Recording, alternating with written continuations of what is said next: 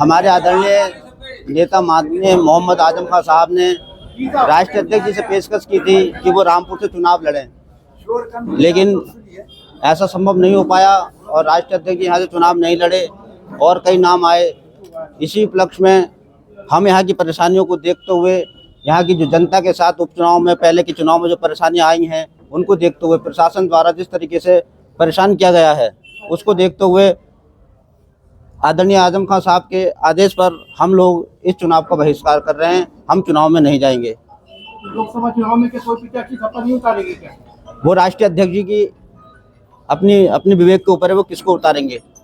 Ticket को लेके बड़ा मारामारी चल रही थी, रामपुर से सपा का जो यहाँ पर जिस प्रकार से प्रशासन का रवैया रहा है उपचुनाव में हमारे साथ, समाजवादी पार्टी के कार्यकर्ताओं के लोगों के साथ, उसी के तहत लोगों की परेशानी, जो बहन बेटियों के साथ बुरा करा गया था, मारपीट की गई है, उसको देखते हुए इसलिए हम बहिष्कार कर रहे हैं।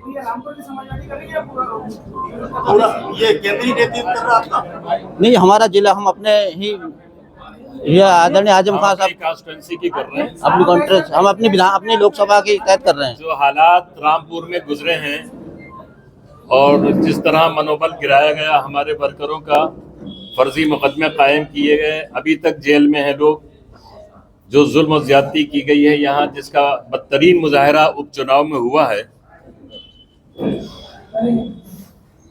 और अभी तक लगातार जिस तरह की प्रशासन द्वारा कार्रवाइयाँ की जा रही हैं समाजवादी पार्टी लोगों के खिलाफ, इन तमाम हालात से निपटने के लिए हमने माननीय राष्ट्रीय अध्यक्ष जी को ऑफर किया था कि वो रामपुर से चुनाव लड़ें।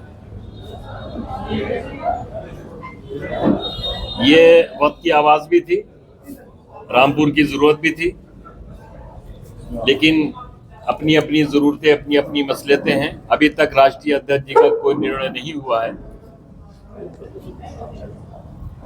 इन हालात में चुनाव में जाना, हमें ये महसूस होता है कि रामपुर की महिलाओं के साथ, बुजुर्गों के साथ जो अभद्रता, जो व्यवहार, वोट के अधिकार को रोकने की जबरदस्ती की पुलिस की कोशिशें, ये सारी कार्रवाइयां जो भयानक हुई हैं, जो रामपुर का एक इतिहास बना है और जिन्होंने दुनिया ने देखा है, आज भी जिसके रिकॉर्ड मौजूद हैं, ये दोहराया न जाए। यहाँ की गरीब जनता फिर अपमान न हो, फिर उसकी पगड़ी न उछाली जाए, यहाँ की महिला वोटर्स को गालियाँ फिर न दी जाए, लोगों के साथ जुल्म और ज्यादती फिर न हो। पोलिंग के दिन वो बर्बरियत का तमाशा और पोलिंग से पहले पार्टी वर्करों के खिलाफ जो कार्रवाई पिछले 2 चुनाव में हुई है, इस पीड़ा को फिर हमारे वर्कर न झेलें।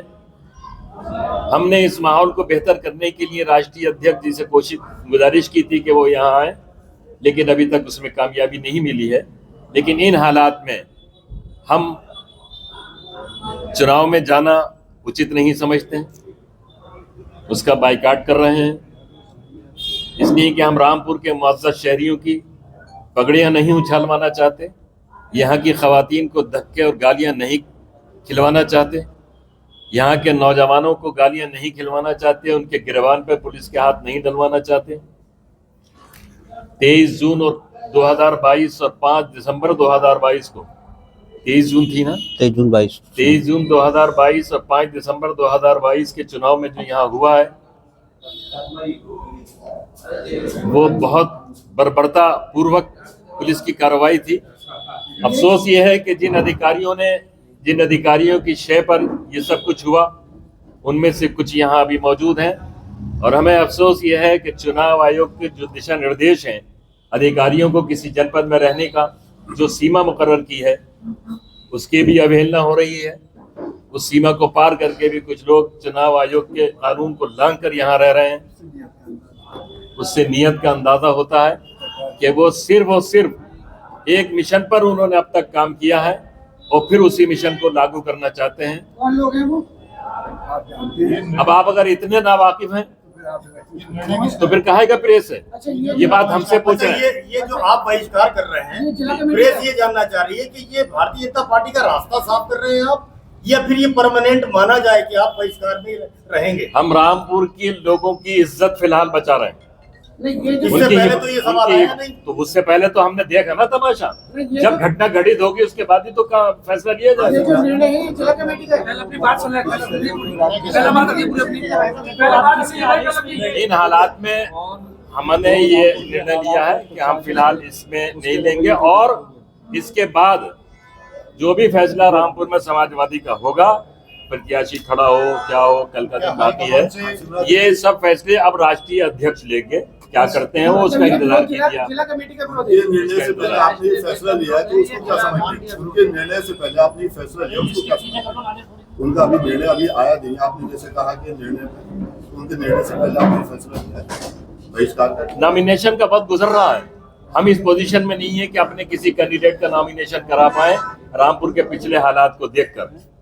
रामपुर के शहरियों को बेइज्जत कराना नहीं चाहते, उनकी पगड़ियों चलवाना नहीं चाहते। इलेक्शन में अब तक हिंदुस्तान में जितना भी करप्शन हुआ होगा उन सब को मिलाने के बाद भी उससे ज्यादा रामपुर में करप्शन हुआ है 5 दिसंबर और 23 जून को जो 2 उपचुनाव।